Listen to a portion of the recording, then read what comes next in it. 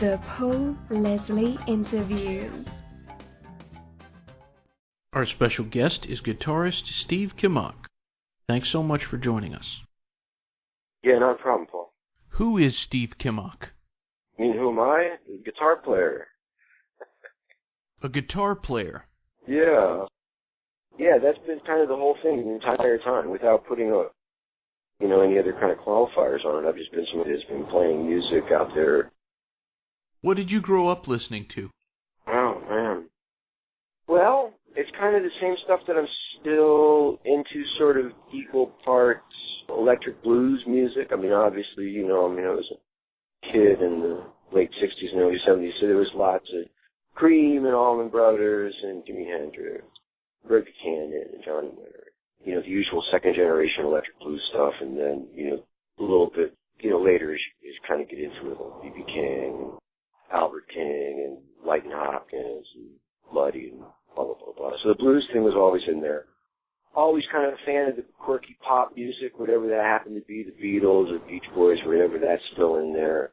Somehow early on, got into listening to some of the, I guess through listening to the Beatles, listening to some Indian classical music.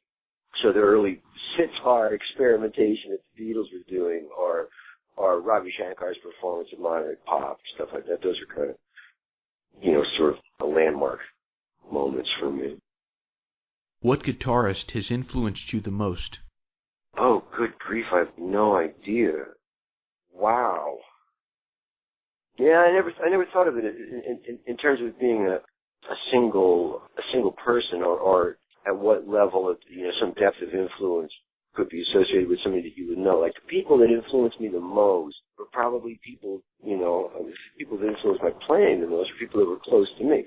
So they may not be the most famous people. I mean, obviously, anybody that grew up listening to rock and roll would be influenced on the guitar by Jimi Hendrix, right? But at the same time, I spent years, man, playing with my buddy Bill Goodman, for example, who was just a fantastic bottleneck guitar player. It's always been a huge influence on me. I'm sure my playing is at least as much influenced by him, because he's been right there, since I was a kid, as anybody who I would have had formative, but kind of more secondhand listening experiences with. So it's kind of a tricky question. The real biggest influences were people that were close to me early on, family, my cousin Kenny, my Aunt Dottie, stuff like that. You were in a band called Zero. There's an album called Chance in a Million with lyrics by Robert Hunter. I was hoping you could tell us a little bit about that. Oh, how many times did we make that record? I think that was the story there. I think we recorded the entire record once out at Greg's ranch. I mean, I think I worked on that record every day, all day, for months and months and months and months and months. Recorded the entire summer, and then I thought it was kind of done. Then we went and did a gig and recorded the gig, and then that became the record. And then a bunch of that material went back in the studio, got overdubbed on again, and then that became the record. So it's like 3 records into it. They were all very good records, including the one that you have. But I think the one that you have was mostly live at the Great American Music Hall. Is that right? Or is that the what's on the cover of that one? Is that the bridge? With the bridge on it? It's either the light bulb or the bridge. Yeah, it's like a car on a bridge kind of thing. That wasn't the music hall. That was record playing, I believe it. Yeah, it's Zero Records. You have to be there to understand. Our special guest is guitarist Steve Kimock. Tell us about playing in a salsa band and the kind of influence that had on you. Oh yeah, no. Me and Martina were in a salsa band for a long time. No, that's always been there. I still, I go to my iTunes and it's like long lists of Montunos that I'm supposed to still be pressing. I love those sounds.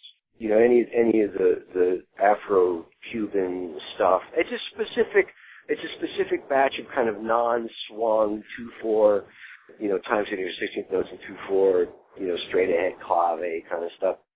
It's just a great resource for anybody, who's doing instrumental music particularly, or arrangements for music, stuff like that. I love that. Tell us about putting your current band together. You have some great players there. the current lineup of which I mean, it's just, I'm pretty sure it's the strongest band that I've ever played, and these guys are fearless. Just go, so creative. I've been wanting to play with all of these folks for a long time, and it just happened that as I was getting to the point where it was time to hit the road, here we go. Bernie Worrell, P-Funk and Talking Heads, and et cetera, on the keyboards. It turns out that he's kind of local to where I live now in Pennsylvania. He's just like across the border there in New Jersey. And he hooked up with my son. My son's a drummer, a fantastic drummer. And my son was playing in some local funk band that had caught Bernie's attention for whatever reason. He was down there playing with them. So he met my son John first, and eventually, oh, your dad plays music too. That kind of thing. We've developed a good working relationship, you know. Get him over to the bar, and we'll sit there all day and work on music. Eat food and clown around and stuff like that. So he's local, that's great. Wally Ingram, you know, I've been seeing for years because he's an ex-Lindley bandmate, and I'm a huge David Lindley fan. If you're looking for naming influences, Lindley would be a huge one. So Wally has been working with a bunch of friends of mine, and when it turned out he was available, I was like, yeah, just a beautiful player and a great attitude, great musical humor, and so forth. Andy Hess, who I ran into first many years ago, playing bass on John Scofield. Yeah, he did the Government Mule thing, and you know a bunch of the other. He plays with guitar players apparently. That was a good thing or a bad thing. But he does the Robin Ford gig, the Hot Shots. You know, he was available, and he always wanted to do the gig with Wallace. Everybody kind of just wanted to play together and hook up, and we did. It's really fun. It's really, really just working out tremendously well for me. Music, strong, creative, willing, good-humored band. Our interview is with guitarist Steve Kimock. Tell us about working with Bruce Hornsby. Oh, Hornsby's kind of funny because, I mean, I remember the first time I heard the what would have been his first big radio hit. That's just the way it is, remember? Right? I was driving down the highway, and it came on, and I heard the piano, and I was like, damn, that's an acoustic piano. Somebody's actually playing the piano. You know, it wasn't a DX7 or one of those big Yamaha electric Grant or something like that, which in that era, that's what it should have been, you know. And I thought, oh, how refreshing, because you could tell the player by the touch. I'm a big Bill Evans fan, you know, sort of like dear piano player's touch, and I was just like, oh my God, that's so cool. I want to play with this guy someday. And his music was so together, it was just like all just like so perfect to me. I couldn't believe how together it was. And I finally got to see his band, and the band was incredible, and it was like so together. That was the part that like freaked me out. It's like so much content in every measure, and such beautiful execution, and very exciting for it to be done at that level. John Molo playing the drums. It's just like rock perfection. And so then the kind of calls I get from the guy are, hey, I want you to do a couple gigs with me. We're with the orchestra. We're going to play with the orchestra. We're going to play with the orchestra for the President of the United States. And I say, okay, when should we rehearse? And he says, no, I don't want you to rehearse. He says, just show up. And I'm like, are you kidding? And he's like, no, just play. And so that's the Hornsby relationship. He thinks it's, well, he's kind of right too in a way, but like, he gets that if you just hang me out there in the breeze and I have to come up with something, I normally do, and he'll actually put me in a tux and trot me out on stage in front of a room full of royalty and go, go do something, you know, which is fun, which is pretty fun.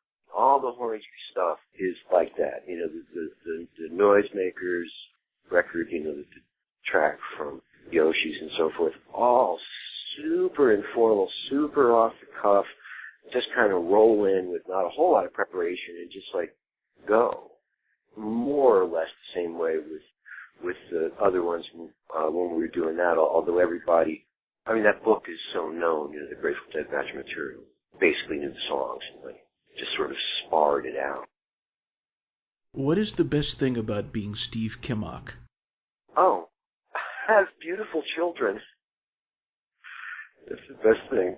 That's the best thing about being me, is having my beautiful children. My children love me so much. My littles, 4 and 8, are the littles. And when I'm home, which is where I've been mostly for the last little bit, it's the first time in years where I've kind of gone, okay, back on the road. But I've been hanging with the kids. I mean, that's sort of an unending source of joy for me, having those guys beating me up constantly, being funny. They smack the crap out of me. Great. My last question for Steve Kimock, very open-ended. For anyone listening in, what would you say to them? Oh, if you can make it to a show, make it to a show. Support live music. You know, whether it's my band, whether you're coming to see me or you're going to see somebody else, get out there and support live music and get into the community and get into the fellowship of the gathering that refreshes your spirit and experience that. And you might think, oh man, I only got a couple of bucks or something, but man, is it worth it to get in a room full of people that are having a good time and have real music right there, you know. Get your nose out of your screens and get out in the world, get with people and support live music. Beautifully put. Thanks so much for doing this interview. I'm looking forward to seeing you play. I can't wait.